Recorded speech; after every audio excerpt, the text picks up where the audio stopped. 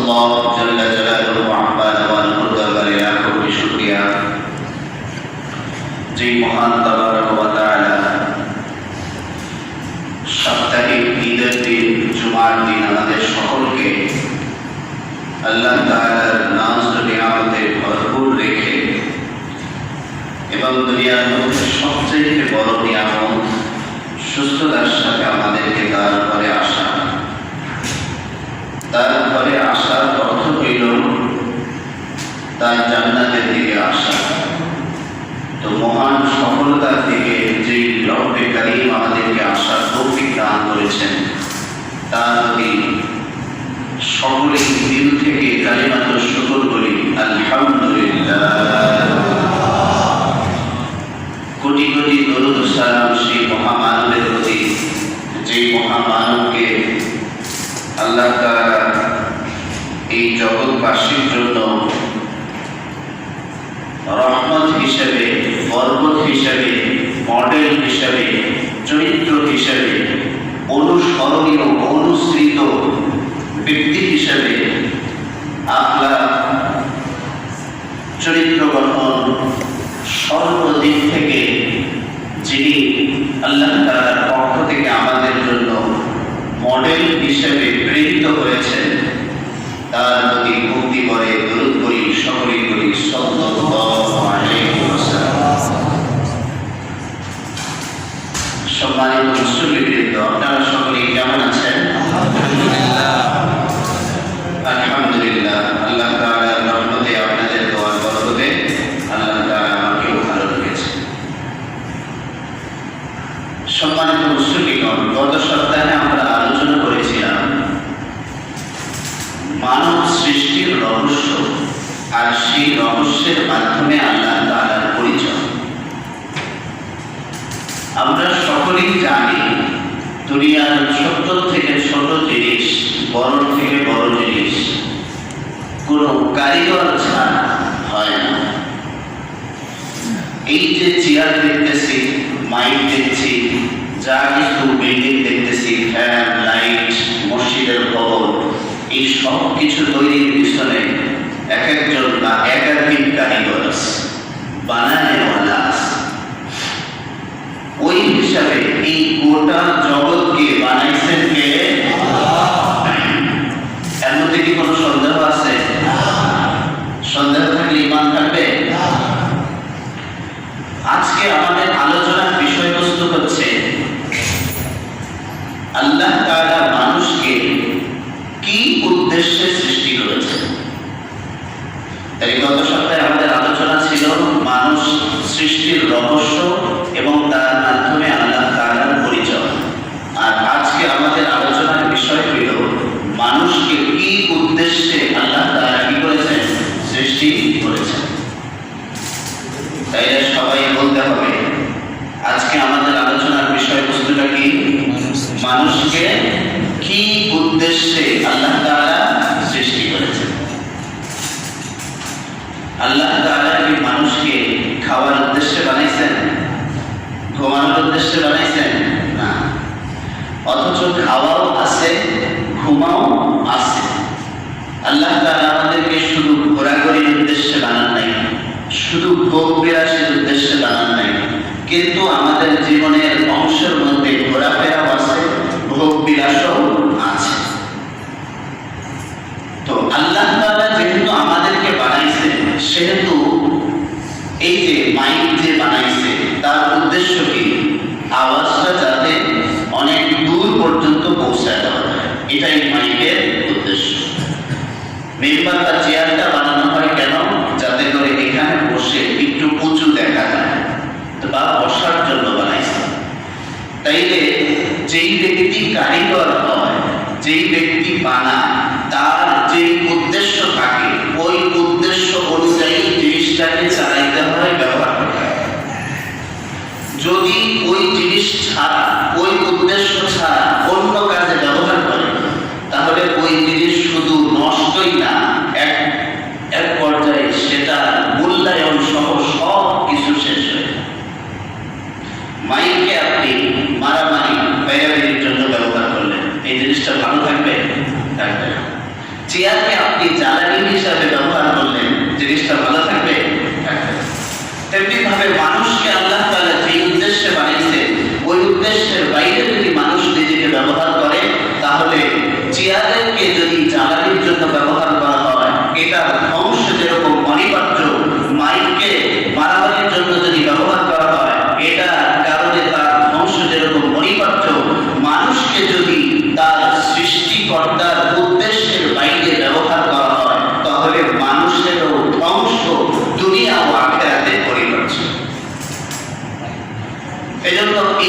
উদ্দেশ্য আমরা আল্লাহ তাআলার পক্ষ থেকেই জানবো যে কি উদ্দেশ্যে আল্লাহ তাআলা আমাদেরকে সৃষ্টি করেছেন। আল্লাহ তাআলা বলেন, ওয়ামা খালাকুতুল জিন্না ওয়াল ইনসা ইল্লা লিয়াবুদুন। আমি মানব এবং দানবকে সৃষ্টি করেছি একমাত্র আমার ইবাদতের জন্য। সুবহানাল্লাহ। মানব এবং দানবকে অর্থাৎ জিন এবং ইনসানকে একমাত্র কার ইবাদতের জন্য সৃষ্টি করা হয়েছে? তাইলে আমরা কি মানব না দানব? আমরা মানুষ না জিন? সকলেই বলেন আমরা কি মানুষ। সুতরাং আমাদের সৃষ্টির উদ্দেশ্য কার ইবাদত করা? আল্লাহ। আবার বলেন আমাদের সৃষ্টির উদ্দেশ্য কার ইবাদত করা? মনে থাকবে তো ইনশাআল্লাহ? আল্লাহ তাআলা নিজেই বলে দিচ্ছেন, আমি মানুষকে শুধুমাত্র আমার ইবাদতের জন্য সৃষ্টি করেছি। আল্লাহ রাব্বুল আলামিন যখন আমরা রূহের জগতে ছিলাম ওই সময় আল্লাহ রাব্বুল আলামিন আমাদের থেকে প্রতিশ্রুতি দিয়েছিলেন, আলাম আ'হাদ ইলাইকুম ইয়া বানি আদম আল্লা তা'বুদুশ শাইতান। আল্লাহ বলেন, আমি কি তোমাদের থেকে প্রতিশ্রুতি নেই নাই যে তোমরা শয়তানের ইবাদত করবে না, আমার ইবাদত করবে? আমি কি তোমাদের থেকে স্বীকারোক্তি নেই নাই? আলাস্তু বিরাব্বিকুম ক্বালু বালা। আমি কি তোমাদের থেকে প্রতিশ্রুতি নেই নাই যে তোমাদের রবকে আমরা সকলেই রূহের জগতে স্বীকার করছিলাম যে হ্যাঁ আপনি আমাদের রব, আপনি আমাদের প্রভু, আপনি আমাদের কে আল্লাহ। এই স্বীকারোক্তি আমিও দিয়েছি, আপনিও দিয়েছেন। বনি আদম থেকে, আদম আলাইহিস সালাম থেকে শুরু করে শেষ পর্যন্ত যত মানব ইনসান, এদের রূপ, জিনের রূপ যত আসছে, আসবে, এখনো আসে নাই, সকলেই স্বীকার। কাফের যা ইচ্ছা করতেছে, মুমিন ব্যক্তি যা ইচ্ছা করতে পারে না। সে স্ত্রীর সাথে উঠা বসা করবে, তাকে কোনো খারাপ কথা বলতে পারবে না, কষ্টদায়ক কথা বলতে পারবে না, কারণ সে জানে স্ত্রীকে বকাঝকা করার ক্ষেত্রে, তার সাথে আচরণ বিধির ক্ষেত্রেও শরীয়ত আমাকে অনেক দিক নির্দেশনা দিয়েছে। একসঙ্গে সফর করছে, সফর সঙ্গী পাশে যেই ব্যক্তিটা বসা আছে তার সামনে বসেছে, সিগারেট টানবে না, কারণ জানে কোনো মুমিন ব্যক্তিকে কষ্ট দেওয়া যায় নাই। এটা ইসলাম বলেছে, আল্লাহ বলেছে, রাসূলুল্লাহ সাল্লাল্লাহু আলাইহি ওয়াসাল্লাম বলেছে, সে তখন সিগারেট খাবে না। তেমনি ভাবে ব্যবসা বাণিজ্য করছে, সে ভেজাল যুক্ত কোনো জিনিস দিবে না। সে চাকরি বাকরি করছে, সে কাজের মধ্যে ফাঁকি দিবে না, কারণ সে জানে দুনিয়াতে আমি যখন মুমিন হয়েছি আল্লাহ তাআলা আমার সীমা নির্ধারণ করে দিয়েছেন, এই সীমার বাইরে আমি আপনি যেতে পারি না। তো ইবাদত বলা হয় আল্লাহ তাআলার সন্তুষ্টির জন্য। আল্লাহ তাআলার যত নির্দেশনাগুলি আছে সবগুলিকে মান্য করা, এটার নামই হইল ইবাদত। এবার কি ইবাদত শুধু নামাজ বুঝবেন? ইবাদত শুধু রোজা? ইবাদত শুধু যাকাত? ইবাদত শুধু হজ? না। আপনি কারোর সাথে সুন্দরভাবে মুচকি হাসি দিয়ে কথা বললেন, আসসালামু আলাইকুম ওয়া রাহমাতুল্লাহ, সালাম দিলেন, মুচকি হাসি দিলেন, আল্লাহ তাআলা মুসাফা করলেন, আল্লাহ তাআলা আপনার জবান এবং হাতের গুনাহকে মাফ করে দিবেন। সুবহানাল্লাহ। এটাও ইবাদত। এটাও কি ইবাদত? আপনি আযান দেওয়ার পরে মসজিদে বের হওয়ার জন্য, মসজিদে আসার জন্য বের হয়েছেন, এমন অবস্থায় যত কদম আপনি ফেলাইবেন প্রত্যেকটা কদমের বিনিময়ে এক একটা সওয়াব লেখা হবে এবং এক একটা গুনাহ আল্লাহ মাফ করে দিবে। এখানে সওয়াব। আপনি বাজারে যাচ্ছেন, আপনি নিষ্ঠার সাথে ব্যবসা করবেন, আপনি জানেন মুহাম্মদ আরবি সাল্লাল্লাহু আলাইহি ওয়াসাল্লাম বলেছেন, আত-তাজিরুস সাদুকুল আমিন মা'আন নাবিয়্যিনা ওয়াস-সিদ্দীকিনা ওয়াশ-শুহাদা'i ওয়াস-সালিহিন। একজন নিষ্ঠাবান ব্যবসায়ী তার আসল হবে শহীদ, নেককার, নবী, ওলিদের সাথে। সুবহানাল্লাহ। আপনি ব্যবসার সময় ক্রেতাকে বুঝাই দিলেন আমার পণ্যের গুণাবলী এটা, কোনো মিথ্যার আশ্রয় দিলেন না, তাহলে এই ব্যবসাটা রুজি রোজগার ও উপার্জন করার একটা মাধ্যম হওয়ার পাশাপাশি ব্যবসাটা ইবাদতে রূপান্তরিত হয়ে গেল। সুবহানাল্লাহ। আপনি প্রাকৃতিক প্রয়োজনের কারণে বাথরুমে যাবেন, বাথরুমে যাওয়া বলেন কেউ কি শখ করে আনন্দ নিয়ে মনে ফুর্তি নিয়ে ওই কাদিয়ানি অফিসে যান? এটার নাম হলো কাদিয়ানি অফিস। বাথরুমের নাম কি? কাদিয়ানি অফিস। গোলাম আহমদ কাদিয়ানি যে মিথ্যা নবুয়তের দাবিদার, তার মৃত্যুটা কোথায় হয়েছে? বাথরুমে। এজন্য ওটার নাম কি করাইছে? কাদিয়ানি অফিস। তো সেই কাদিয়ানি অফিস বা বাথরুমে মানুষ কি আনন্দ করে ফুর্তি করে যায়? প্রয়োজনের কারণে যায়। প্রাকৃতিক প্রয়োজন দেখা দিয়েছে যার কারণে সে বাথরুমে গিয়েছে, ওখানে যাওয়াও যদি নবীর সুন্নাত মতো হয়, বাম্বা দিয়ে ঢুকেছে, ঢোকার পূর্বে দোয়া করেছে আল্লাহুম্মা ইন্নী আউযু বিকা মিনাল খুবুসি ওয়াল খাবাইস। দোয়াটা মনে হয় অনেকের মুখস্থ নেই, এজন্য আমার সাথে সাথে বলবো না। বলেন তো আল্লাহুম্মা ইন্নী আউযু বিকা মিনাল খুবুসি ওয়াল খাবাইস। মাশাআল্লাহ, অনেকের মুখস্থ আছে। যাদের মুখস্থ নাই মুখস্থ করে নেবেন। দোয়া করে ঢুকলেন, মাথায় টুপি দিয়ে ঢুকলেন। মাথায় কিন্তু টুপি রাখতে হয়, এটা কিন্তু অনেকে জানে না। বাথরুমে ঢোকার সময় মাথায় কি রাখতে হয়? টুপি, গামছা বা অন্য কোনো কিছু রাখতে হয়। অনেকে বলে না টুপি তো পবিত্র জিনিস, ওই জায়গাটা অপবিত্র। আমি একবার কোথাও এক জায়গায় গেছি, যাওয়ার পরে একটু বাথরুমে চাপ দিছে, পাশের এক বাসায় বলছি যে একটু বাথরুম করা দরকার। পরে এক বুড়ি মহিলা, আমি যাচ্ছি, কয়ে বাবা কই যাও? এদিকে আসো। বললাম বাথরুমে যাবো। কয় এদিকে আসো। পরে ডাক দিচ্ছে, ডাক কাছে আসছে, টুপি খুইলা একটা ওখানে বাঁশ দেওয়া ছিল, বাঁশের উপর রাখছে। আমি গেলাম কেন? টুপি পরে তো যাই যাবে না, না টুপি তো পবিত্র জিনিস, ওখানে অপবিত্র জায়গা, ওখানে টুপি দিয়ে দেওয়া যাবে। বাথরুমে গেলেও টুপি নিয়ে যাইতে হয়। আপনি যখন দোয়া করে গেলেন, বাম্পা দিয়ে গেলেন, মাথা থেকে গেলেন, সুন্নত তরিকা মতো বসলেন এবং আবার দোয়া করে বের হইলেন, ডান পা দিয়ে বের হইলেন, এই প্রাকৃতিক প্রয়োজনটাও আল্লাহর ইবাদতে রূপান্তরিত হয়ে গেল। এই সব ইবাদত, শুধু নামাজ ইবাদত না, আল্লাহর সন্তুষ্টির জন্য আপনি আল্লাহর হুকুমে যে সমস্ত বিষয় আছে সবগুলিকে মান্য করার নাম হইল ইবাদত। তাসবিহ পড়া, সুবহানাল্লাহ, আলহামদুলিল্লাহ, লা ইলাহা ইল্লাল্লাহ, আল্লাহু আকবার, এগুলো কি ইবাদত?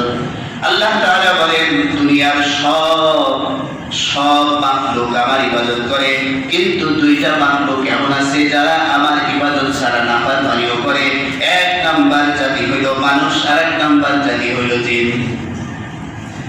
أفغير دين الله يبغون وله أسلم من في السماوات والأرض طوعا وكرها وإليه يرجعون وله أسلم من في السماوات والأرض।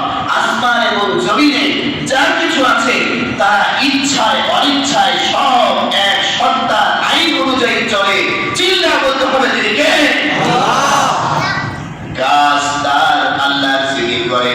আমরা দেখি পাখি ডাকে, কিন্তু সে মূলত কার জিকির করে? আমরা দেখি পাতা নড়ে, বাতাসে আওয়াজ হয়, সেই পাতাটাও কার জিকির করে? আল্লাহর হাবিব সাল্লাল্লাহু আলাইহি সাল্লাম বলেছেন বিনা প্রয়োজনে গাছের পাতা ছিল না, কারণ সেই পাতাও আমার আল্লাহর জিকির করে। প্রয়োজনে তুমি গাছ কাটো, প্রয়োজনে পাতা পারো, কিন্তু বিনা প্রয়োজনে তুমি করো না। সব মাখলুক, মাছ, গর্তের পিপিলিকা থেকে শুরু করে সব কিছু আল্লাহ নিজামের সামনে, তার খুশির সামনে সকলেই অবনমিত। জিহ্বার মধ্যে আল্লাহ তাআলা হুকুম দিয়ে দিয়েছেন সে স্বাদ চাখবে, জিহ্বা কিন্তু স্বাদই চাখবে।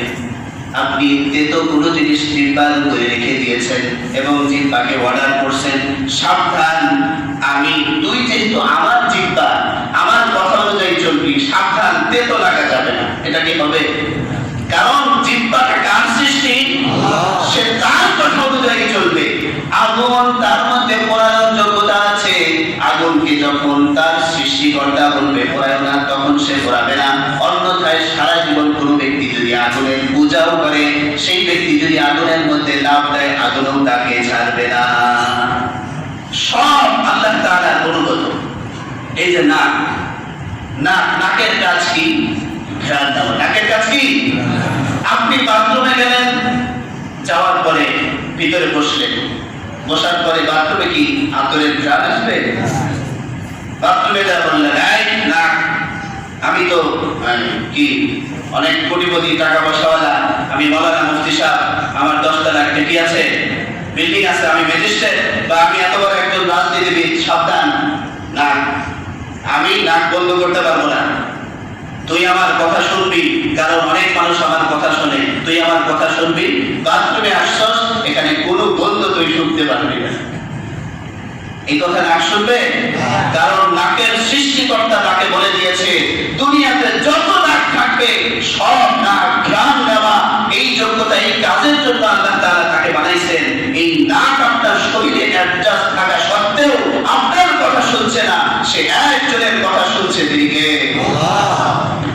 কিন্তু এই নেমক হারাম আমরা মানুষরা অনেক সময় বলে ফেলি, দেয়ার ইজ নো গড, নাউযুবিল্লাহ, আল্লাহ বলতে কিছু না। একটা পাগলও তো বলবে, যখন কোন একটা জিনিস দেখবে, দেখার পরে সে ভাববে যে না, এটার পিছনে একজন কারিগর আছে, কোন একজন বানাইছে, আর এটা গোটা জগৎ দেখছে, এরপরেও সে অস্বীকার করে বসে যে আল্লাহ বলতে নাউযুবিল্লাহ কিছু নাই। একমাত্র পোড়া কপাল যার, সেই এরকম ধারণা করতে পারে। তাই আমাদের সৃষ্টির উদ্দেশ্য একমাত্র কার ইবাদত করা? আল্লাহ। এবার ইবাদত শুধু কি মসজিদে, বাজারে আছে না? রাজনীতির ময়দানে আছে না? অর্থনীতির ময়দানে আছে? নাকি বাইরে যাওয়ার পরে যে কোনো ভাবে মানুষের টাকা নিয়ে নেই, ওটা মনে হয় ফেরেশতারা লেখে না? সব জায়গায় আল্লাহর সন্তুষ্টির জন্য যে কোনো ভালো কাজ করার নাম ইবাদত, আল্লাহর সন্তুষ্টির জন্য যে কোনো খারাপ কাজ ছেড়ে দেওয়ার নাম ইবাদত। এই ইবাদতের জন্য আল্লাহ পাক আমাদেরকে তৈরি করেছে। গোলাম সে কেমন হয়? অনেক সময় দেখবেন অমুসলিমরা আমাদের উপর একটা প্রশ্ন ছড়ে যে জীব হত্যা কি মহাপাপ। এই কথাটা এক অ্যাঙ্গেল থেকে ঠিক আছে, আর এক অ্যাঙ্গেল থেকে ঠিক নাই। জীব হত্যা মহাপাপ। আপনি মানুষ, আপনাকে অনর্থক আমি কি করলাম? হত্যা করে দিলাম, এই হত্যা মহাপাপ। একটা কুকুর যাচ্ছে, কোনো ক্ষতি করে নাই, আপনি তাকে হত্যা করে দিলেন, তাহলে জীব হত্যা মহাপাপ। একটি মাছি, একটি পিঁপড়া বা অন্য কোনো যে কোনো জীব হোক না কেন, প্রয়োজন ছাড়া তাকে আপনি মারলেন, এই ক্ষেত্রে এই স্লোগান ঠিক আছে, জীব হত্যা কি মহাপাপ। বাদশা মাহমুদ এবং তার গোলাম আয়াজ, এই দুইজনের অনেক চমকপ্রদ কাহিনী আছে। সেই সময় বাদশা মাহমুদের একজন গোলাম ছিল, তার নাম আয়াজ। আয়াজকে বাদশা মাহমুদ অনেক বেশি ভালোবাসতো। এই ভালোবাসার কারণ সম্পর্কে জানতে চাইতো মন্ত্রী মিনিস্টার যারা ছিল, তারা উজির নাজির। একদিন বাদশা পরীক্ষা করার জন্য একটি হীরার টুকরা মন্ত্রীদেরকে বলল যে এই হীরাটা তুমি ভেঙে ফেলো।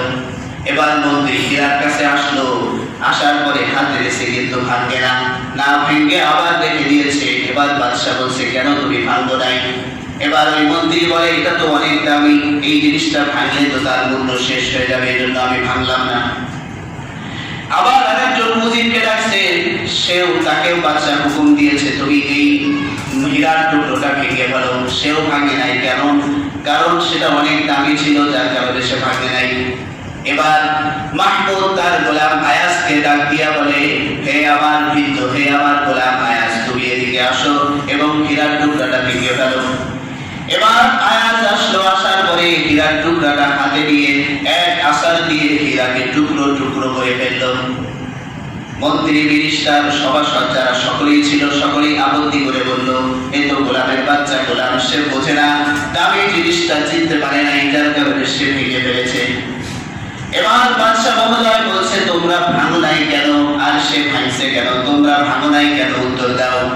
এবার মন্ত্রী উজিররা উত্তর দেয়, বাদশা মহোদয় আমরা ভাঙি নাই কারণ জিনিসটা অত্যন্ত দামি, আপনি যে কাজটা করতে বলেছেন এটা উচিত না, দামি জিনিসটা নষ্ট করা উচিত না, এই জন্য আমরা ভাঙি নাই। আয়াজকে ডাক দিয়ে বাদশা বলে, আয়াজ তুমি কেন ভাঙলে? তুমি তোমার ভাঙার কারণটা বলো। এবার আয়াজ বলে, হে আমার মনিব, হে আমার বস, আমি এই জন্য ভেঙেছি কারণ আপনি আমার মনিব, আমি আপনার গোলাম। আপনার ক্ষেত্রে আমার কাছে আপনার হুকুমের চাইতে বড় আর কোনো কিছুই নাই। আপনার হুকুমের চাইতে বড় আর কোনো কিছুই নাই। এরকম একটা মণিমুক্তা হীরা কেন? আপনি তো শত শত মণিমুক্তার মালিক। আমি আপনার হুকুমকে মানছি কারণ হীরার টুকরাটা আমার কাছে মূল্য রাখে না। আমার কাছে যে জিনিসের মূল্য রাখে সেটা হলো আপনার হুকুমে। আল্লাহ যখন বলেছেন কোরবানির গরুকে জবাই করো, সেটাকে জবাই করব, হাজারো প্রিয় হোক না কেন। আল্লাহর হুকুমের সামনে বান্দা হিসেবে, গোলাম হিসেবে আমাদের কোনো জিনিসের মূল্য নাই। আল্লাহ বলেছেন তুমি তোমার মালের 40 ভাগের 1 ভাগ যাকাত হিসেবে দিয়ে দাও, ওই জিনিসটা হাজারো মূল্যায়ন থাকুক না কেন, আমার কাছে আল্লাহর হুকুমটাই সবচাইতে বড়, কারণ আমি আপনি কার গোলাম। বান্দার কাছে সবচাইতে মুখ্য উদ্দেশ্য থাকবে তার রবের হুকুম। মনে থাকবে ইনশাআল্লাহ। এই হুকুমটা পালন করলে কি ফায়দা? হযরত ইব্রাহিম আলাইহিস সালাম যখন আগুনের মধ্যে নিক্ষিপ্ত অবস্থায় ছিলেন, জিবরাইল আমিন এসে বলল, আপনি শুধু আমাকে হুকুম দেন, আমি সব আগুন সরায় নমরুদ এবং নমরুদের গোষ্ঠী যারা আছে তাদেরকে জ্বালায়। ইব্রাহিম আলাইহিস সালাম বললেন, তুমি আমাকে ডিস্টার্ব করো না। আমি এমন সত্তার ইবাদত করি না যেই সত্তা দুর্বল, যেই সত্তা কোনো কিছু করতে পারে না। আমি যেই সত্তার ইবাদত করি তিনি পাওয়ারফুল সত্তা, যিনি আগুনের সৃষ্টিকর্তা, তিনি তো দেখছেন আমার কি অবস্থা।